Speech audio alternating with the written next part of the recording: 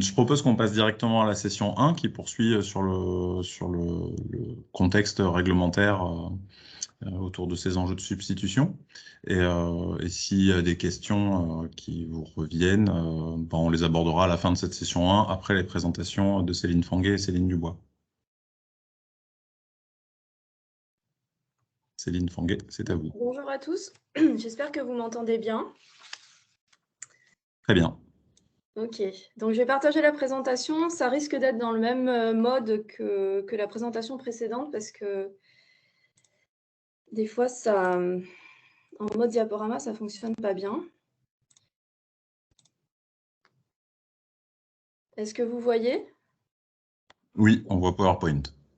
Ok, alors j'essaye le mode diaporama, mais sans garantie.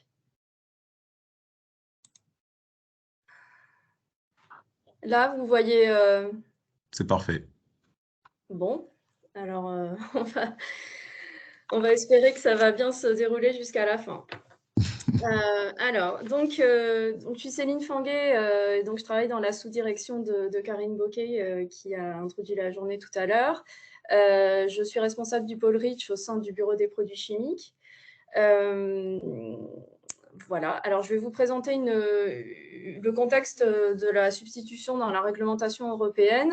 Il va y avoir pas mal de choses qui ont déjà été évoquées dans les premières minutes que je vais reprendre, peut-être en détaillant plus, et puis on pourra aussi aller plus loin sur certains points si vous le souhaitez pendant les questions.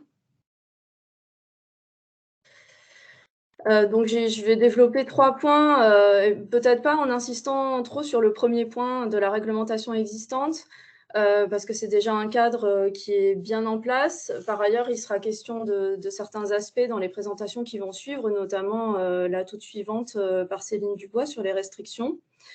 Je vais plutôt faire un focus sur les changements à venir dans le cadre du Green Deal, où la substitution est vraiment mise en avant comme un des piliers de la stratégie pour atteindre un environnement non toxique.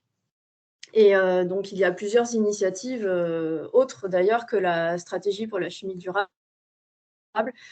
qui mettent en avant cet aspect de substitution. Donc, sur la réglementation existante, je me focalise avant tout sur le règlement REACH, qui a offert déjà un cadre assez incitatif pour la substitution à travers 3 processus.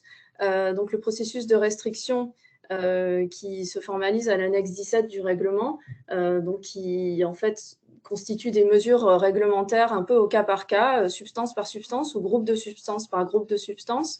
C'est un processus qui existait déjà avant REACH d'ailleurs. Il y en a un certain nombre qui concernent le secteur textile. Et il y a notamment une restriction générique à l'entrée 72 de cette annexe 17 qui, à ma connaissance, constitue la seule application de l'article 68.2 de REACH aux articles. Alors cet article 68.2, Karine Bocquet finalement en a parlé, et puis je vais en reparler aussi. Par la suite, c'est l'article de REACH qui permet de prendre des restrictions sur la base des dangers, donc pour les CMR 1A et 1B, qui se trouvent dans les substances, les mélanges ou les articles à destination du consommateur. Donc, il y a des restrictions génériques sur les substances et les mélanges, mais il y en a très peu sur les articles. Et à ma connaissance, le textile est le seul secteur pour lequel il y a une restriction générique de ce type. Donc, le processus de restriction, une des nouveautés introduites par REACH, ça a été la constitution de la fameuse liste candidate des substances extrêmement préoccupantes, les SVHC, donc qui mettent des substances aux propriétés de danger les plus préoccupantes vers le chemin de l'interdiction et de la substitution. Aujourd'hui, il y a 219 substances. Et vous devez savoir, et il en sera de nouveau question dans la journée, que l'identification d'une substance comme SVHC déclenche une communication d'informations sur leur présence dans les articles, dans la chaîne d'approvisionnement et vers le consommateur à sa demande. Donc, il sera question plus tard de Ask REACH. Et vous devez savoir également qu'il y a une communication à l'ECA de la présence de ces substances à travers la déclaration SKIP imposée par la directive cadre sur les déchets et qui est entrée en vigueur au début de cette année.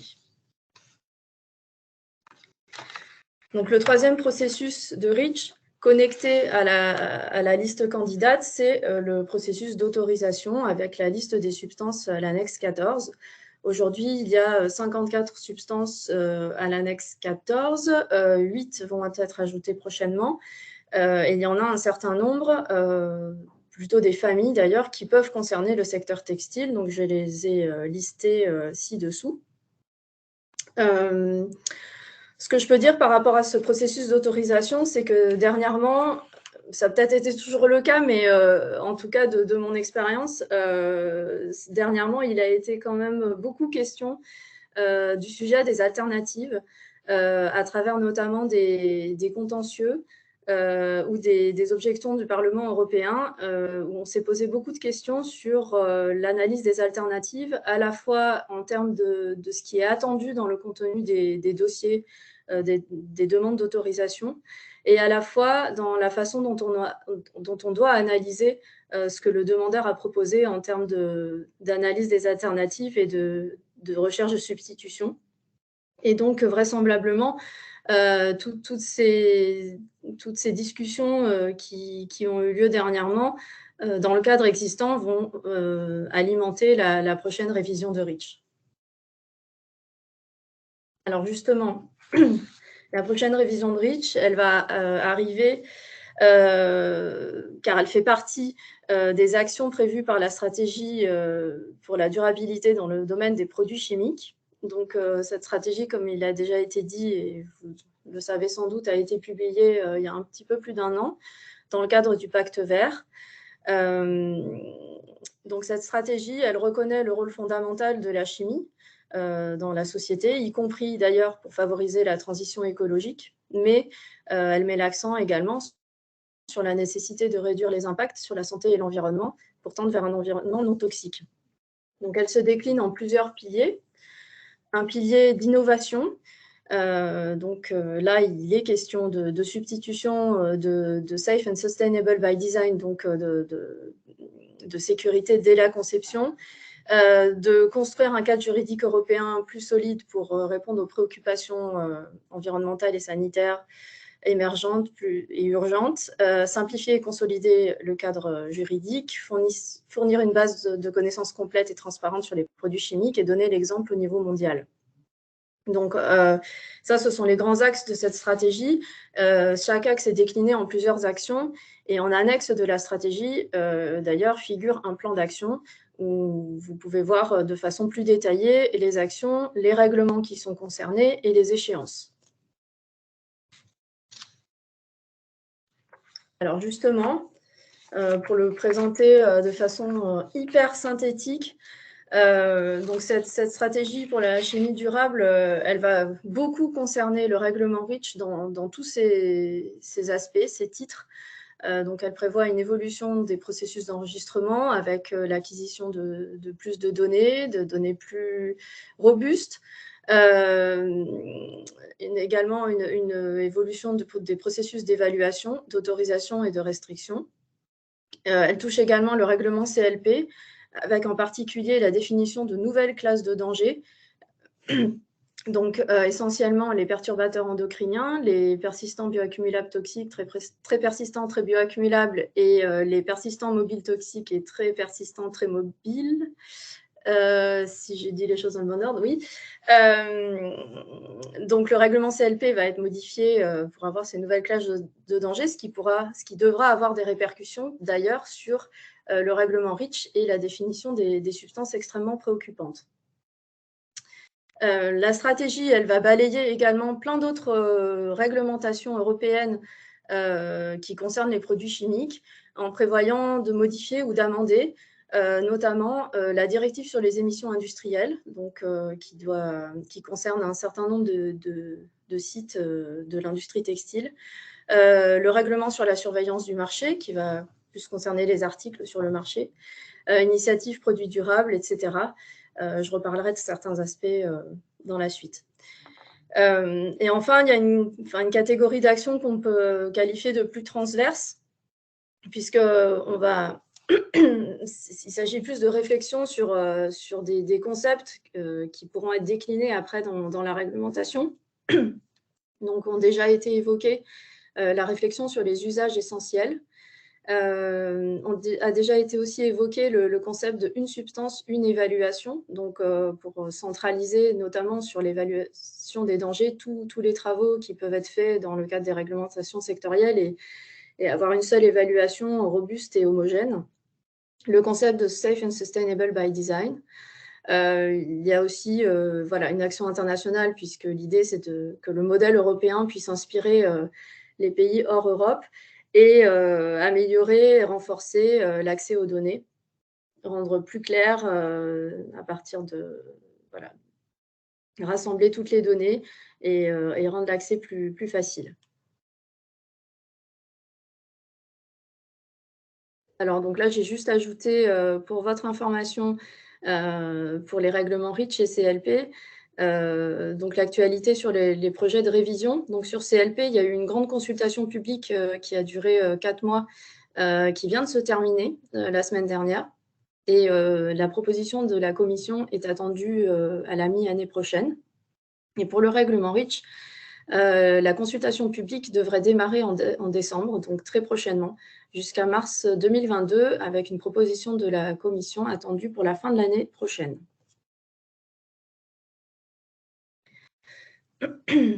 Alors ici, j'ai voulu rassembler quelques discussions qui font l'actualité et qui touchent de près ou de loin la substitution. C'est pas forcément exhaustif, mais en tout cas, c'est des choses dont on parle en ce moment très souvent. Donc, au-delà de REACH, comme cela a été évoqué, il y a la réflexion sur la définition de critères pour les usages essentiels. Donc, l'idée, c'est de pouvoir faciliter les processus réglementaires et de pouvoir, en fait, se passer plus rapidement des substances les plus dangereuses, sauf pour les usages essentiels. Donc, c'est une réflexion qui dépasse le cadre de REACH, qui pourra être mise en œuvre aussi dans d'autres réglementations. Et normalement, un workshop aura lieu au niveau européen en février 2022 à ce sujet. Ensuite, en ce qui concerne REACH à proprement parler, je reviens sur cet article 68.2 de REACH, puisque la Commission va proposer d'étendre le champ de cet article, qui est en fait une approche générique de la gestion des risques, puisque cet article permet à la Commission de restreindre des substances CMR 1A, 1B dans les substances, les mélanges et les articles à destination du consommateur.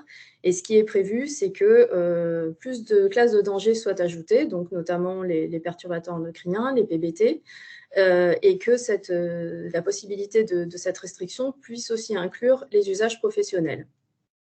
Puisqu'on considère que les usages... les produits qui sont accessibles aux consommateurs, mais de façon beaucoup plus intensive. Donc ça, c'est une première approche qui va modifier, c'est une première évolution qui va quand même impacter les marchés et les substances qui pourront être utilisées dans les produits. En parallèle, il y a également une réforme des processus d'autorisation et de restriction qui est en réflexion. Sur le processus d'autorisation, aujourd'hui, il y a plusieurs options qui sont sur la table. Comme vous l'aurez peut-être vu dans la feuille de route sur la révision du règlement REACH, la première option, ce serait de modifier ce processus pour le rendre plus efficace. La deuxième, ça serait de fusionner l'autorisation et la restriction. Et la troisième, de supprimer le processus d'autorisation. Donc aujourd'hui, la Commission européenne récolte en fait les vues des États membres et des parties prenantes. Il y a eu 2 workshops début novembre, un avec les États membres et un avec les parties prenantes pour réfléchir à ces options. Et d'autres workshops sur ces 2 points, donc approche générique de la gestion des risques et réforme des processus, seront prévus en 2022. Il y a également un projet de restriction qui va très certainement concerner le secteur textile, c'est celui des PFAS. Je pense qu'il en sera question dans la présentation suivante, donc je ne vais pas m'étendre sur ce sujet. Et un point aussi sur la directive IED, puisqu'elle est mentionnée à plusieurs reprises dans la stratégie. L'idée, c'est d'en faire un instrument d'innovation Et du point de vue des produits chimiques, vraiment de mieux prendre en compte la question des produits chimiques qui sont mis en œuvre sur les sites industriels. Et ça a déjà été mentionné d'ailleurs par Monique Pillet, la question de l'inventaire, du système de management des produits chimiques, de la promotion des substances plus sûres et la réalisation d'études d'impact, d'études de risque liées aux activités des sites.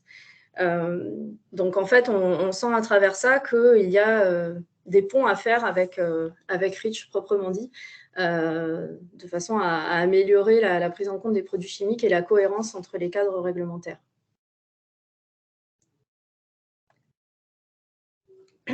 Alors, plus spécifiquement sur la réforme des processus d'autorisation et de restriction, donc j'avais mentionné les 3 options qui aujourd'hui étaient en discussion. Je voulais juste rassembler quelques considérations qui étaient dans toutes les têtes au moment des discussions. C'est que l'idée, dans cette réforme, c'est de pouvoir accélérer les processus pour sortir du marché les substances les plus dangereuses. Donc, c'est là aussi que le concept d'usage essentiel, on sent que si on arrive à définir des critères pragmatiques, il pourra être d'une certaine utilité. Il y a aussi l'ambition d'assurer une équité avec les produits importés, puisque aujourd'hui, des articles qui sont fabriqués en dehors de l'Union européenne, il n'est pas toujours évident de s'assurer que... ils peuvent être fabriqués d'ailleurs avec des produits interdits sur le sol de l'Union européenne, et donc, voilà, il y a certainement quelque chose à faire pour assurer une égalité.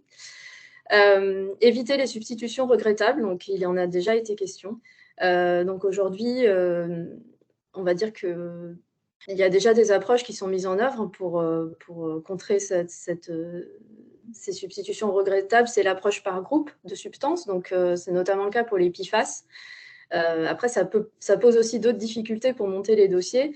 Mais en tout cas, c'est des approches par groupe qui sont de plus en plus développées au niveau de l'ECA en particulier. Et qui sont de nature à favoriser l'absence de substitution regrettable. Et enfin, évidemment, un des points qui est dans toutes les têtes, c'est le fait de renforcer les incitations à la substitution. Donc, avec plusieurs idées, comment collecter l'information et mettre en relation les différents acteurs au bon moment. Est-ce que le processus d'autorisation aujourd'hui, il permet cela, de pouvoir collecter l'information assez tôt? Voilà, ce n'est pas forcément évident. Un demandeur qui va déposer une demande d'autorisation, c'est vrai que son objectif, c'est d'obtenir une autorisation, et la question de la substitution, ça ne va pas forcément être évident pour lui de la traiter, puisqu'il ne s'est pas mis dans cette optique-là. Comment consolider une expertise au niveau institutionnel? Quelle articulation entre la substitution et les usages essentiels? Donc, je reviens un petit peu d'ailleurs sur un transparent qui a été présenté avant. C'est que la substitution, on peut se la poser à différents niveaux. Est-ce que c'est la substitution d'une substance? Est-ce que il faut réfléchir sur la fonctionnalité? Est-ce qu'après, on peut se passer de la fonctionnalité? Donc, c'est là qu'on rejoint l'idée des usages essentiels. Comment aller au-delà de la substitution 1 pour 1? Comment apprécier la perte de performance? L'acceptabilité de la perte de performance. Pardonnez-moi, il reste 2 minutes. Oui, alors je vais terminer rapidement. J'ai 2 transparents. Je voulais aussi parler d'une actualité quand même, c'est peut-être un peu difficile d'ignorer pour le secteur, c'est la finalisation du BREF textile, donc le document de référence sur les meilleures techniques disponibles, qui est élaboré sous la directive IED. Donc la réunion finale du groupe de travail technique a eu lieu cette année. Et je voulais quand même mentionner que c'est la première révision de BREF à laquelle est associé l'ECA, et que c'est un BREF qui a bénéficié de réflexions sur les ponts entre REACH et IED, issu d'un projet européen, régional, le HASBREF, qui est un projet donc, rassemblant 5 pays autour de la mer Baltique. Donc, il y a quelques meilleures techniques disponibles qui concernent les produits chimiques. Donc, on a déjà parlé de certaines.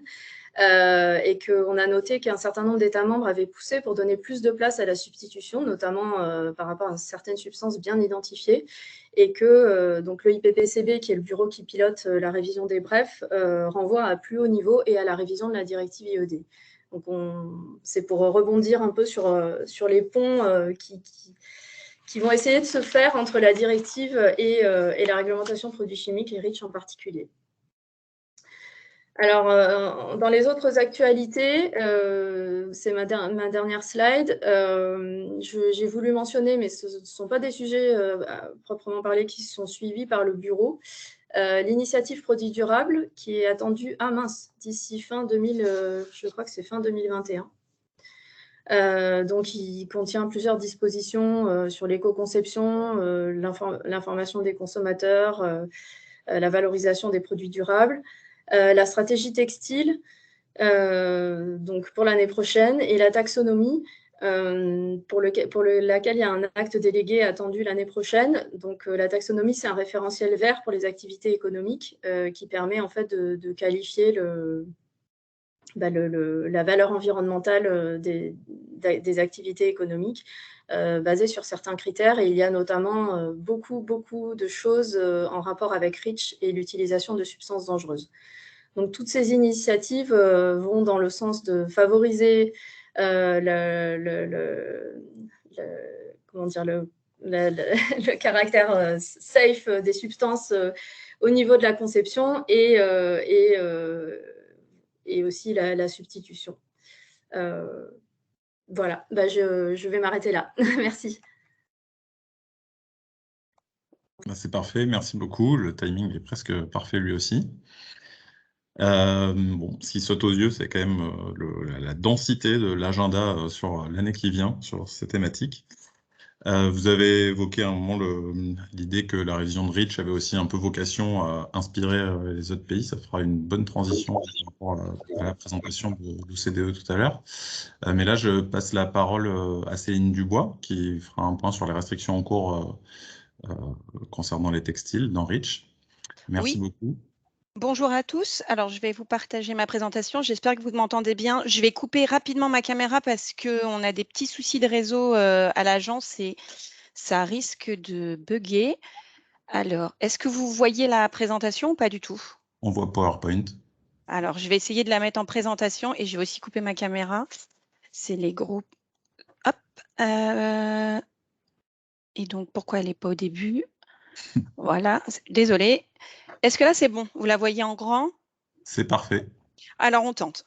Merci de me donner la parole. Je vais donc aujourd'hui faire un focus sur 3 restrictions qui sont en lien avec les textiles dans le règlement REACH. Donc, Céline Fanguet a déjà initié un petit peu la discussion au départ. Et donc, moi, je vais focaliser sur 3 restrictions qui sont à des stades d'avancée différentes. Avant ça, je vais juste faire un retour rapide sur qu'est-ce que la restriction dans REACH et comment ça s'articule. Et puis après, on discutera des trois différentes restrictions sur les textiles. Donc, en fait, on utilise la restriction dans REACH quand la fabrication, la mise sur le marché ou l'utilisation d'une substance telle qu'elle ou contenue dans un mélange ou un article entraîne pour la santé humaine ou pour l'environnement un risque qui n'est valablement pas maîtrisé et qui nécessite une action. Donc, qui peut déposer des dossiers de restriction, soit un État membre, soit l'ECHA sur demande de la Commission européenne. Généralement, pour déposer un dossier, une fois qu'il y a eu une intention déposée au registre d'intention, et on a 12 mois pour déposer le dossier. Et la finalité, c'est forcément d'inscrire cette restriction à l'annexe 17 du règlement avec ses conditions. Pour réaliser une restriction, il y a plusieurs informations à remplir dans le dossier que vous avez ici de lister. Donc, il faut d'abord décrire la proposition que vous voulez proposer, c'est le cas de dire, donner les dangers et les risques encourue par la substance, l'information disponible sur les alternatives, qui est un point très important et qui est souvent discuté notamment au CEAC, justifier du besoin d'une action communautaire et justifier également que la restriction proposée est la mesure la plus appropriée, faire une évaluation socio-économique, puisque c'est pas... Enfin, il n'y a pas juste à montrer un risque, il y a aussi besoin de montrer quels sont les bénéfices-risques derrière d'une telle proposition de restriction. Et il y a une consultation des parties prenantes. Alors, j'ai juste rajouté ici que les textiles étaient donc des articles et que c'était pour ça que du coup, ça rentrait dans le champ du règlement REACH. En gros, sur cette slide-là, vous voyez comment se passe la restriction. Donc là, vous voyez que j'ai mis le petit drapeau avec la France et l'ANSES, puisqu'on est souvent en charge des rédactions des dossiers de restriction pour la France. Donc, lors de la rédaction de ce dossier-là, de ces dossiers de restriction, on fait régulièrement ce qu'on appelle des call for evidence pour obtenir un maximum d'informations de la part de l'ensemble des parties prenantes, que ce soit des ONG ou des industriels, pour pouvoir bâtir un dossier le plus solide possible. Une fois qu'il est déposé à l'ECA et qu'il est accepté et travailler au niveau du RAC, donc du comité d'évaluation des risques, et du CEAC, du comité d'évaluation socio-économique. En parallèle, il y a une consultation publique qui dure 6 mois, où plusieurs questions sont posées et où tout un chacun peut commenter ce dossier et apporter des précisions ou des informations qui seraient manquantes ou erronées, ou voilà, préciser sa pensée. Et une fois que le RAC et le CEAC ont chacun émis leur opinion, généralement il faut à peu près 1 an entre le moment où on dépose le dossier et où le RAC et le CEAC rendent leur opinion. C'est ensuite à la Commission européenne que revient le dernier rouage est d'inscrire cette proposition de restriction au niveau de l'annexe 17 du règlement. Donc, une fois qu'on a fait le point rapidement sur la restriction, je vais donc vous parler de 3 types de restrictions qui touchent les textiles et qui sont à des avancées différentes, sachant que sur les 3 restrictions dont je vais vous parler aujourd'hui, il y en a une qui a été proposée par la France, et en particulier l'ANSES. Il y a une restriction qui est actuellement en vigueur et que Céline Fanguet vous a déjà un petit peu parlé au départ. C'est donc celle qui touche au CMR dans les textiles. Alors, je suis désolée, les slides sont en franglais. J'ai fait rapide et j'ai oublié de traduire certaines slides. Donc, comme elle vous l'a dit précédemment, cette restriction est en fait une restriction selon l'article 68.2. Ça veut dire que c'est une restriction qui a un processus simplifié qui a été mené par la Commission européenne et qui, du coup, ne passe pas du tout par toute la comitologie que j'ai pu vous présenter avant, ni par l'élaboration d'un dossier aussi complet que ce qui est demandé dans une restriction classique. Donc, l'objectif de cette restriction, c'était de restreindre la fabrication, la mise sur le marché et l'utilisation de certaines substances dangereuses, mélanges et articles, à savoir, elle restreint 33 substances, groupes de substances, CMR 1A et 1B, dans les textiles. Donc, en gros, cette restriction, qui est en place depuis le 1er novembre 2020, indique qu'il ne doit pas être placé sur le marché dans aucun des articles suivants, les substances que je vais vous présenter juste après. Donc, les articles qui sont concernés par cette restriction, c'est donc les vêtements et les accessoires qui sont en lien avec les vêtements, les textiles autres que les vêtements qui sont utilisés dans des conditions normales d'utilisation et qui rentrent en contact avec la peau avec des usages similaires aux vêtements, les chaussures et tout ce qui est relatif aux chaussures. Alors, je vais très vite, je ne rentre pas dans le détail puisqu'on n'a que 20 minutes, mais je suis sûre que vous êtes tous plus ou moins au courant déjà de cette restriction. Cette restriction, elle ne s'applique pas à certains articles, donc c'est aux vêtements et aux chaussures et aux accessoires connexes qui sont en cuir, fourrure ou peau, aux systèmes de fermeture et en liens décoratifs qui ne sont pas en textile, aux vêtements et aux articles qui sont de seconde main et tout ce qui va être tapis, carpette et ce que vous voyez, revêtement de mur et revêtement de sol. Sur cette restriction et sur les 33 substances qui sont restreintes, une a fait l'objet d'une dérogation, c'est-à-dire qu'elle la concentration limite proposée dans cette restriction n'a pas été mise en application directement au 1er novembre 2020, mais sera uniquement mise en place qu'à partir du 1er novembre 2023, dans un peu moins d'1 an, pour le formaldéhyde dans les vestes, manteaux et tissus d'ameublement. Vous avez ici sur cette slide les 33 alors substances, ce n'est pas vraiment le terme adéquat puisque vous avez des familles de substances. On va dire les 33 groupes de substances et familles de substances qui sont restreintes avec les concentrations associées.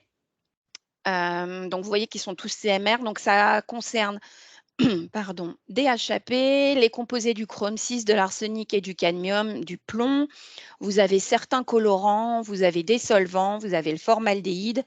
Voilà, et vous avez des concentrations qui ont été, qui ont été définies lors de l'élaboration de cette restriction. Alors, avant de passer à la restriction d'après, ce que je veux dire sur cette restriction de l'entrée 72, donc les CMR dans les textiles, comme je vous l'ai dit, c'était une restriction rapide, donc vous n'avez pas d'études spécifiques sur la substitution, sur les alternatives.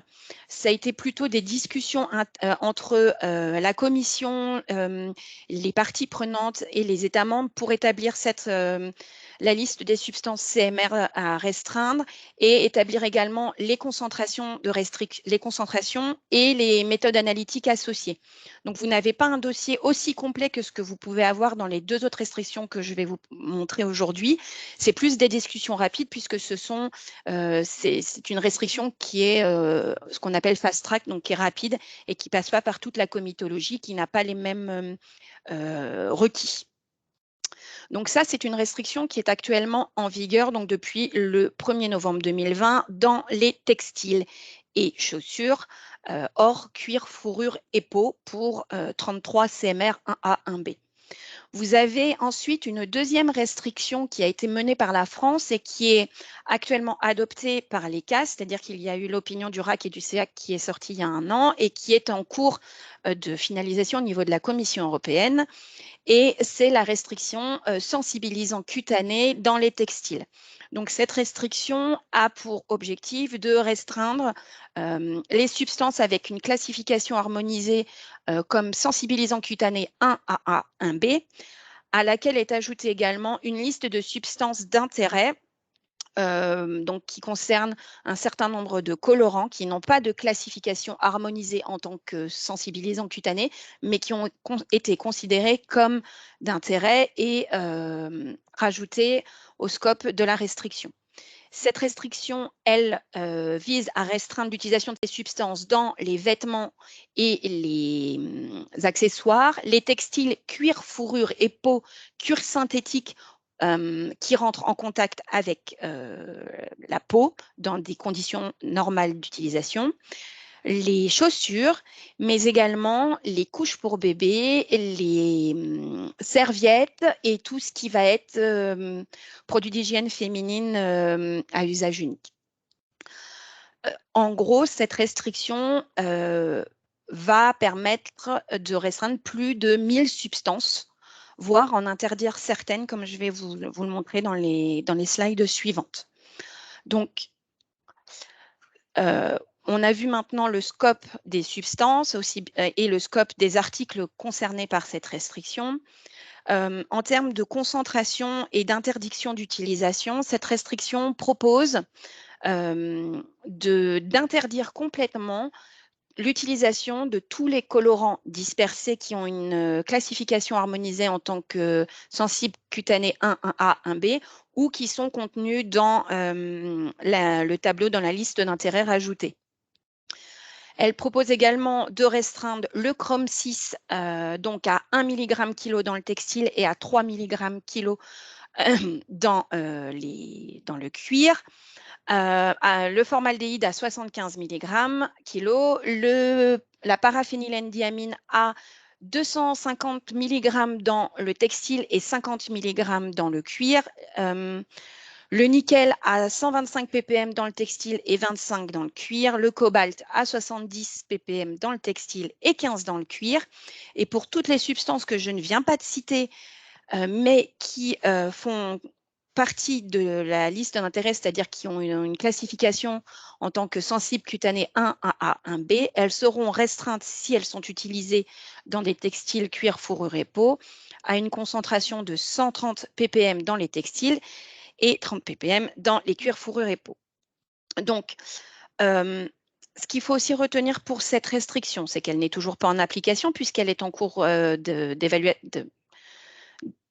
Elle est au niveau de la Commission européenne, si je puis dire. Du coup, il a été prévu de la mettre en application 3 ans après ce qu'on dit en anglais l'entry into force. L'objectif étant aussi de permettre aux industriels de pouvoir améliorer ou développer les méthodes analytiques qui auraient besoin de l'être pour pouvoir correspondre à la restriction. Il y a certaines exceptions, notamment pour le chrome, le nickel et le cobalt, où l'ECA et les comités de l'ECA ont choisi de mettre non pas 3 ans avant la mise en application de cette restriction, mais 5 ans. Ce qu'il faut aussi retenir dans cette restriction, et ce qui est quand même pas si commun que ça, c'est que à l'heure actuelle, vous avez un peu plus de 1000 substances qui vont être restreintes par cette restriction.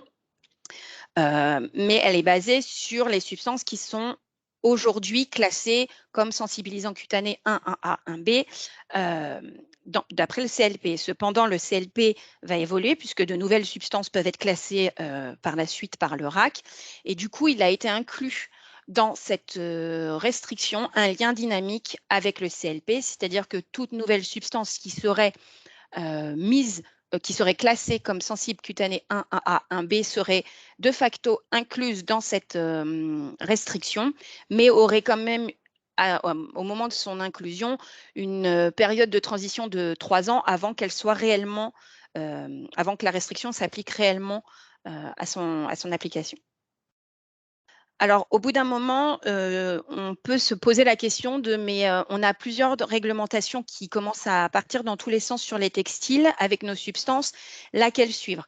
Donc, je vous ai mis ici un petit schéma qui a été présenté dans la restriction sensibilisant cutanée dans les textiles pour savoir quelle restriction, quelle réglementation s'appliquera lorsque la substance elle est sensibilisant cutanée 1A, 1B et qu'elle est CMR, ou quand elle est uniquement sensibilisant cutanée, mais qu'elle est par exemple utilisée en tant que biocide et restreinte par le règlement biocide. Donc, je ne vais pas le décrire en détail aujourd'hui, mais je crois que la présentation vous est disponible à la fin de cette journée, du coup, vous l'aurez. Et je vous le laisserai regarder. Ou si vous avez déjà eu la curiosité de lire la restriction sensibilisant cutanée dans les textiles, vous avez déjà pu le voir. On va faire un tout petit focus aujourd'hui sur la substitution et le contrôle de ces substances dans les textiles, puisque en effet, cette restriction ne va pas restreindre une seule substance dans un article, mais plus de 1000 substances dans énormément d'articles.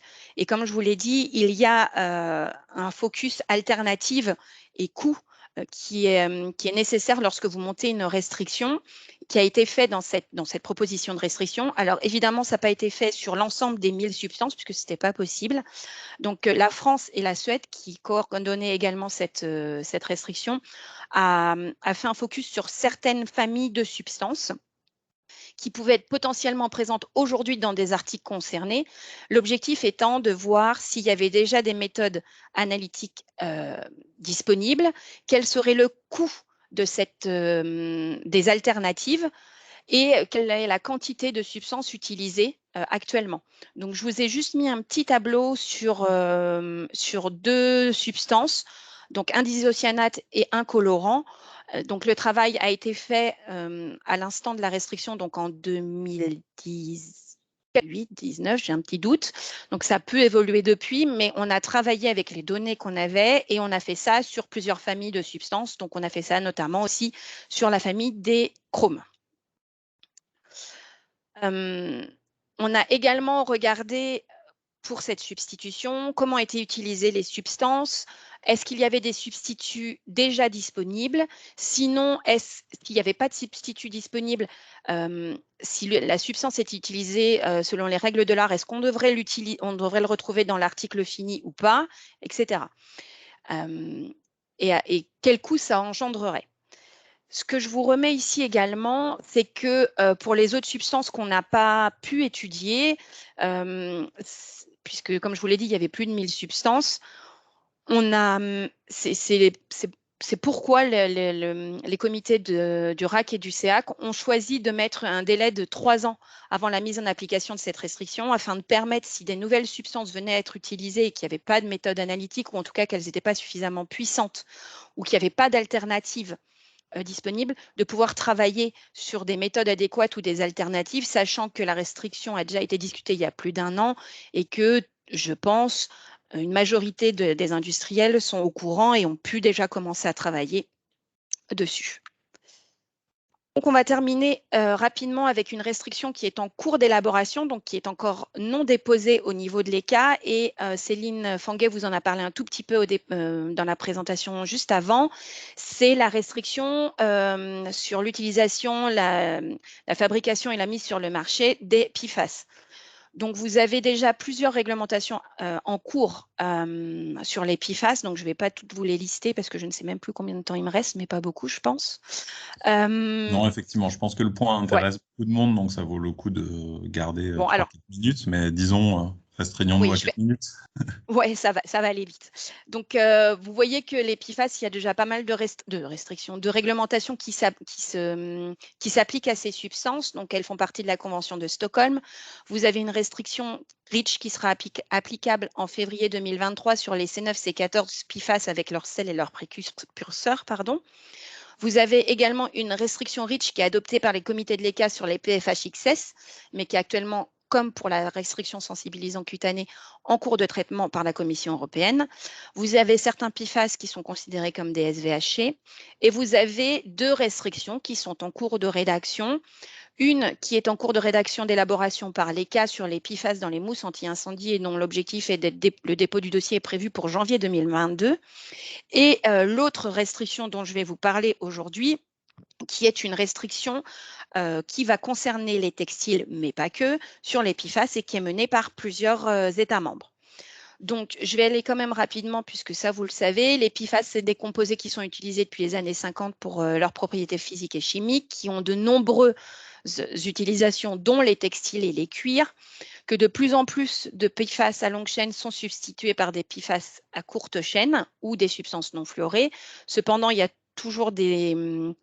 Comment on dit en français? Bref, je vais le dire en anglais, vous m'excuserez, des concerns pour les PFAS courte chaîne. Et ces PFAS sont très persistants dans l'environnement, ont une forte mobilité dans l'eau et ont pas mal de problèmes, notamment de toxicité, et qui incluent les propriétés PE. C'est pourquoi 5 pays, comme je vous le disais, se sont joints pour monter une restriction. Donc l'Allemagne, les Pays-Bas, la Norvège, la Suède et le Danemark, qui a pour objectif de restreindre donc toute l'utilisation des PFAS en règle générale. Ça comprend forcément les textiles dedans. La soumission est prévue pour juillet 2022. Je pense que vous avez vu passer le Call for Evidence, qui était un appel à avoir des informations sur certains points, et en particulier, est-ce qu'il y aurait besoin de dérogation pour certains usages, puisque c'est une restriction à très large scope, donc c'est quand même assez impactant. Et également les émissions et les estimations de coûts, puisque plus vous êtes sur des restrictions à large scope, plus l'évaluation des coûts et des alternatives est compliquée. En gros, pour terminer cette présentation, actuellement sur les textiles et au niveau de REACH, vous n'avez pas une restriction de tous les substances chimiques utilisées dans REACH. C'est plusieurs restrictions qui sont utilisées. Donc, vous avez vu celle de CMR, vous avez vu les sensibilisants cutanés, maintenant il y a les PFAS, etc. Il y a plein de restrictions différentes et c'est du cas par cas. Pour chaque restriction, ce qu'il faut avoir en tête, c'est qu'une évaluation des alternatives et des coûts et des méthodes analytiques est réalisée, sauf pour les restrictions dites rapides, donc les restrictions selon l'article 68.2. Les comités de l'ECA, ils statuent toujours en fonction des données disponibles et des incertitudes. C'est pourquoi nous, en tant qu'États membres, on on est toujours preneur de toutes les informations de la part des industriels et des parties prenantes en règle générale, puisqu'on ne peut pas se targuer de tout connaître quand on monte une restriction. On travaille avec les données en place et c'est pourquoi les call for evidence ou les consultations publiques sont toujours vraiment attendues avec intérêt aussi bien par les États membres qui déposent les dossiers ou par les comités de l'ECA. On pallie également au manque de disponibilité de méthodes alternatives ou de méthodes analytiques ou d'alternatives par un différé de mise en application. Et je vais finir par un point qui ne va peut-être pas vous faire plaisir, je suis désolée, mais concernant les substances à analyser, et notamment pour les restrictions à large scope, il est de la responsabilité de l'industriel de connaître la chaîne complète de fabrication afin de pouvoir statuer quant aux substances potentiellement présentes dans les articles qu'il va mettre sur le marché européen, même si nous sommes totalement conscients que pour ce qui est des textiles, c'est toujours très compliqué compte tenu de la multitude d'acteurs. J'espère ne pas vous avoir perdu. Je vous remercie pour votre attention et je vais pouvoir arrêter le partage de l'écran. Et voilà. Comment on fait ça ? Merci beaucoup. Effectivement, il y a énormément d'informations et j'ai oublié de préciser, mais ce sera fait, que les présentations seront mises en partage sur la page de l'événement sur le site ineris.fr. Après l'événement, enfin, donnez-nous quelques jours. Vous l'aurez vu aussi, je pense, mais la journée est également enregistrée, donc sauf contre ordre de certains intervenants, mais je ne crois pas qu'il y en ait, l'enregistrement sera également disponible. Il nous reste quelques minutes pour des questions. Donc, je vous invite à lever la main si vous en avez. Et ensuite, on vise une pause vers 10h55.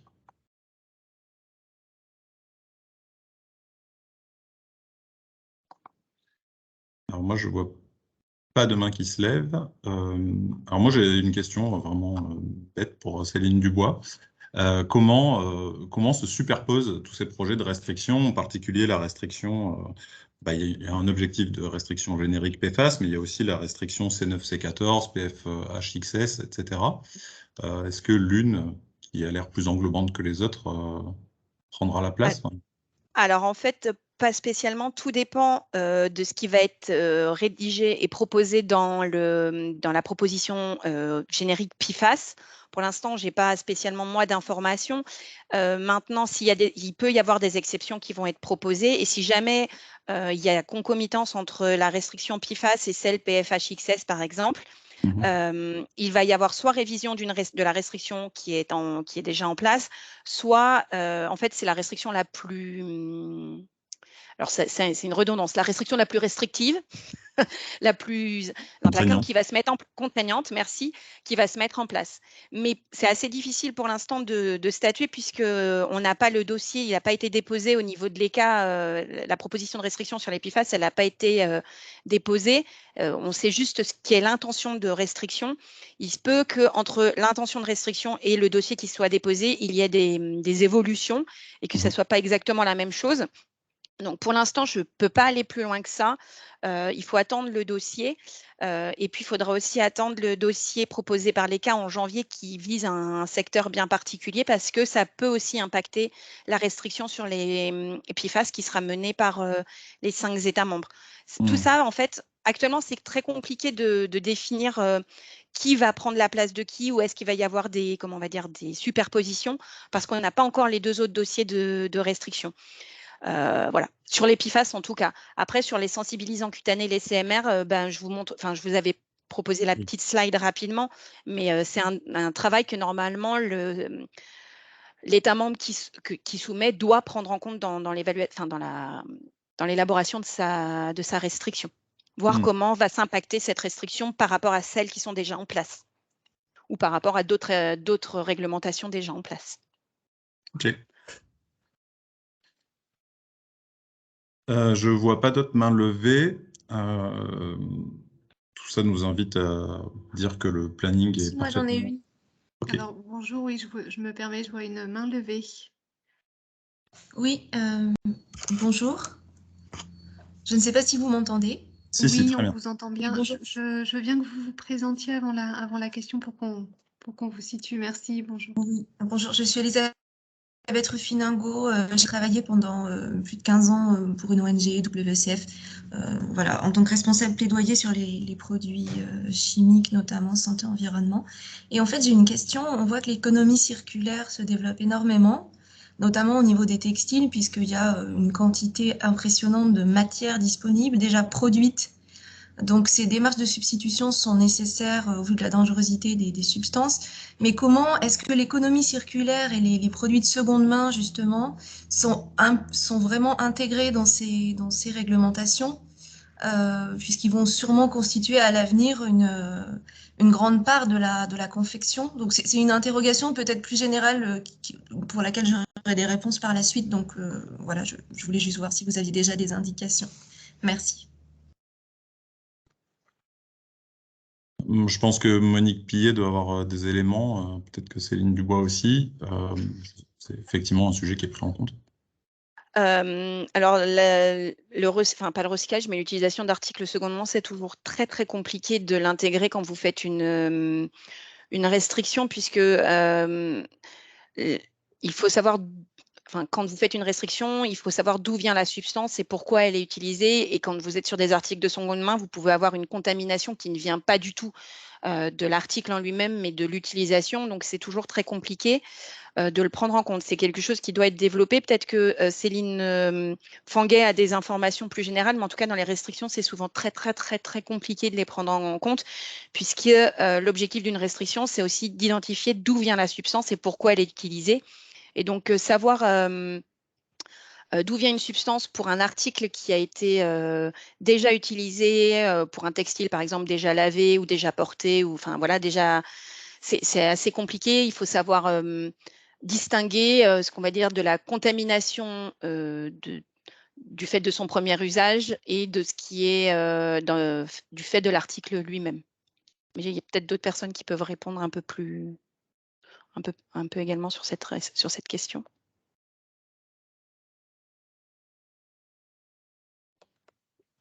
Je vois une autre main levée, Jean-Marc Brignon de l'INERIS. Je te laisse ouvrir ton micro, Jean-Marc. Oui. Est-ce que vous m'entendez? J'ai ouvert le micro normalement. Oui, oui, très bien. OK. Oui, pour réagir sur ce point, donc, je suis aussi membre du comité d'analyse socio-économique de l'ECA, donc j'ai vu passer j'étais témoin et acteur de certaines discussions sur des dossiers de restriction, et la question de l'usage de seconde main, effectivement, il y a une difficulté qui est également que pour des opérateurs de vente d'occasion de textiles, par exemple, ça peut être très compliqué de mettre en œuvre des contrôles ou une traçabilité de ce qu'ils vendent et de contrôle des produits chimiques qui sont dans leurs articles. Et il y a quand même aussi une préoccupation sur le fait que ça pourrait leur rendre la vie trop compliquée et les amener à ne pas pouvoir vendre et assurer leur mission aussi de vente à bas prix pour des publics défavorisés. Ça rentre aussi en ligne de compte dans l'analyse. Merci beaucoup.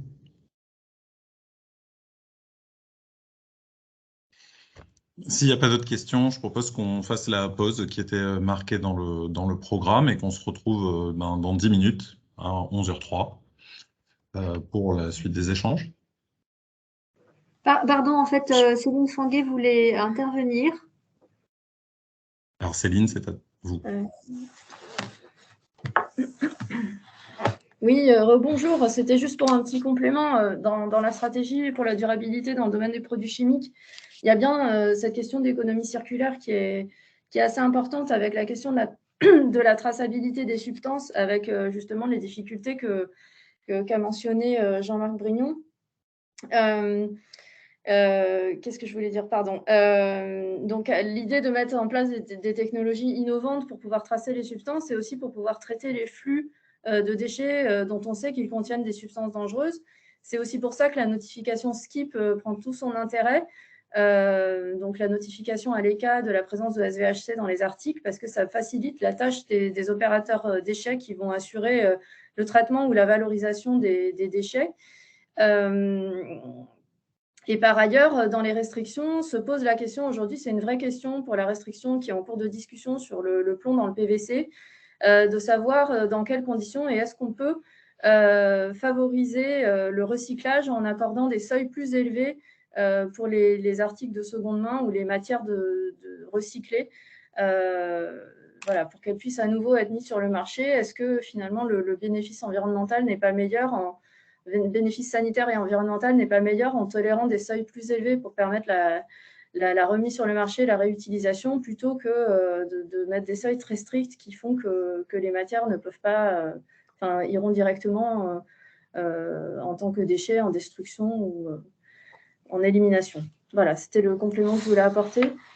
Et juste pour peut-être dans le prolongement également, simplement indiquer que l'état d'esprit général que l'on peut avoir, en tout cas au niveau de la DGPR, c'est ce que j'évoquais en introduction, l'approche globale intégrée, une seule santé, et que dans cet état d'esprit-là qui va influer, et je pense notamment au contexte de la présidence française de l'Union européenne, faire passer en fait un certain nombre d'idées ou de principes concernant l'approche du cycle de vie du produit dans sa globalité, le volet économie circulaire, les questions d'exportation, de niveau de sécurité pour les produits exportés, les produits importés, tout ce qui est impact sanitaire, utilisateur, salarié dans le cadre de sécurité au travail. Donc, c'est aussi ça complète, en tout cas, c'est dans la même lignée que de notre point de vue, ce qui est attendu dans le cadre du Green Deal et de la stratégie produits chimiques, mais d'autres stratégies d'ailleurs aussi associées.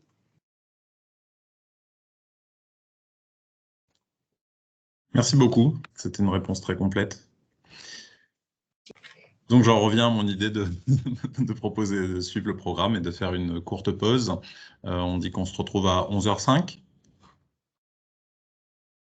Tout à l'heure, merci.